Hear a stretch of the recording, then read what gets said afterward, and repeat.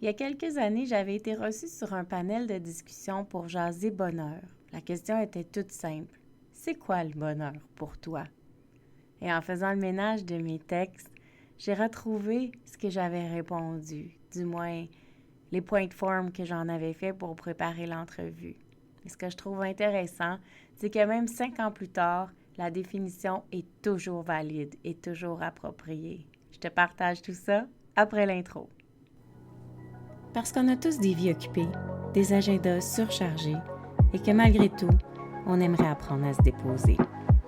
L'architecte de l'âme, c'est ta pause zen. Un endroit pour t'aérer le cerveau, arrêter de réfléchir et juste te laisser inspirer.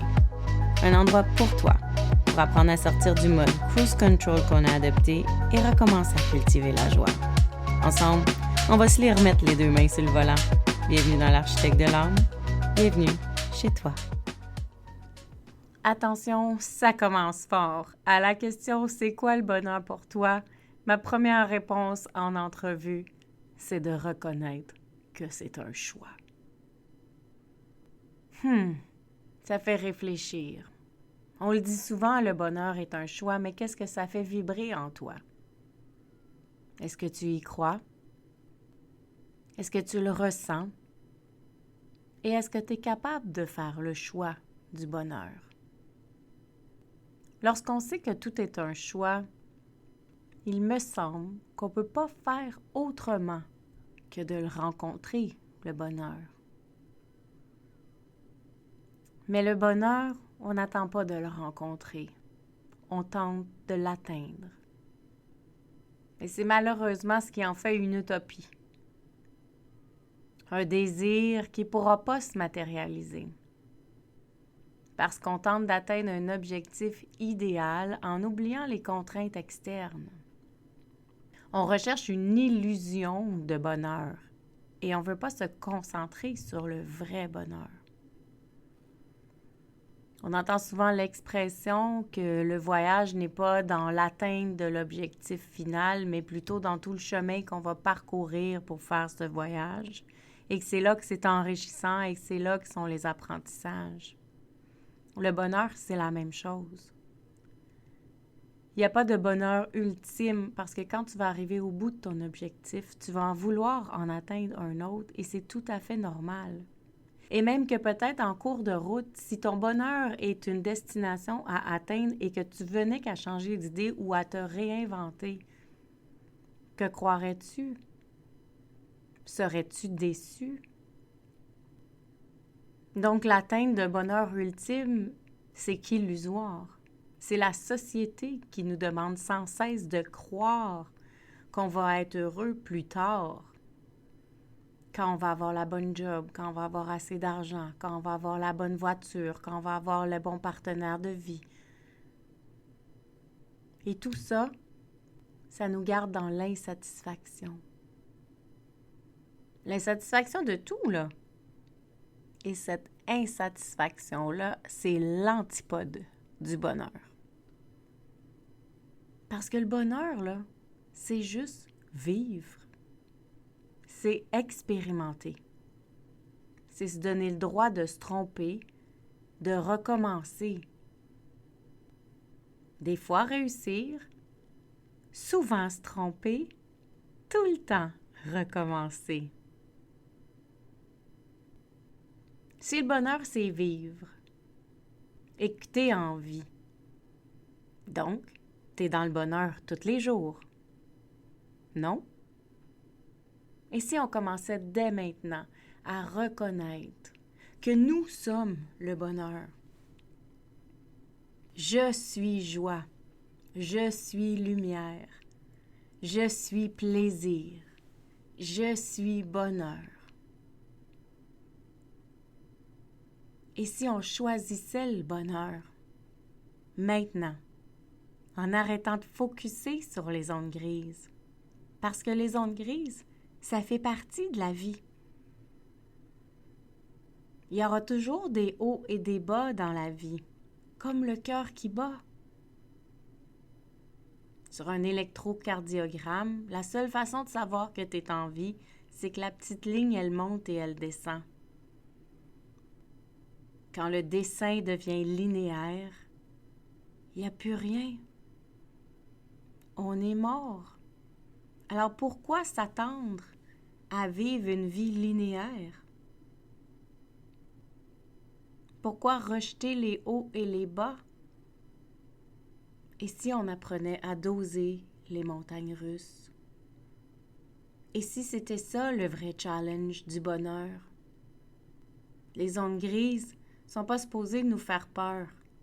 Ça veut juste dire que notre regard s'est baissé momentanément, qu'un nuage a passé devant le soleil. Ça veut pas dire qu'il n'y a plus rien. Ça veut pas dire que c'est le néant.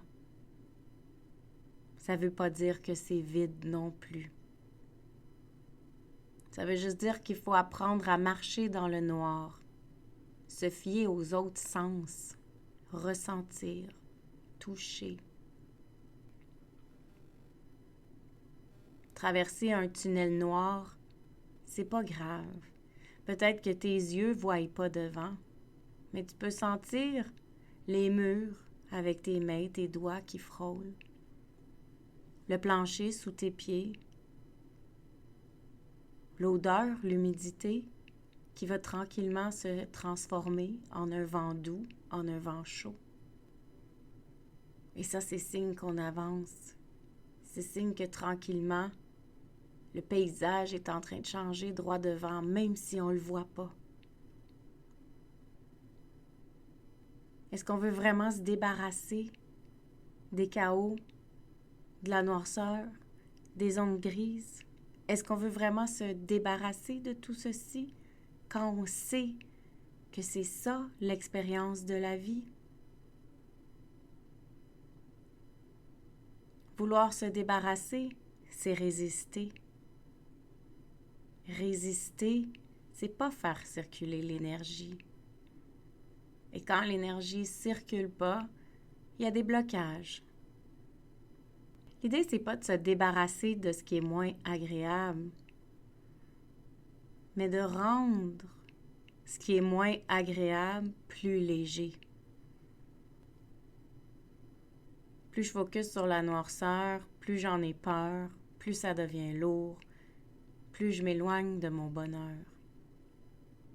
Plus je traverse les tempêtes en sachant que c'est impermanent. Plus je suis capable d'avoir le sourire à mon visage et plus je peux traverser tranquillement avec l'assurance que ça va passer. Ça me donne du courage, de la force et des fois ça rend même le processus quasi agréable. Parce qu'au final, on le sait qu'on va être joyeux. Chaque expérience nous sert à développer notre courage, notre force, notre foi, notre confiance en soi, en notre puissance intérieure, en nos moyens et en nos décisions.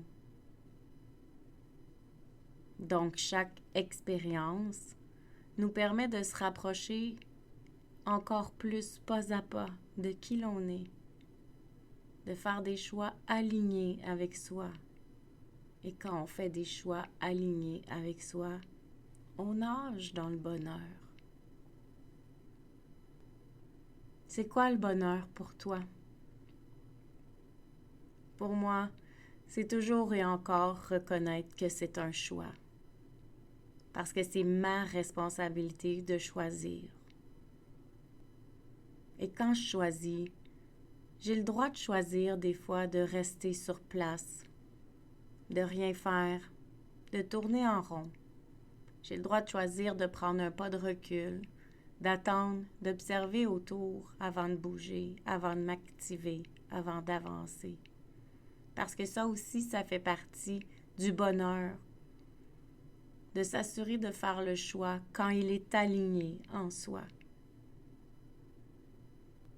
Et lorsque l'on sait que tout est un choix, on ne peut faire autrement que de rencontrer le bonheur. Parce que le bonheur n'est pas un objectif à atteindre, mais une décision apprendre.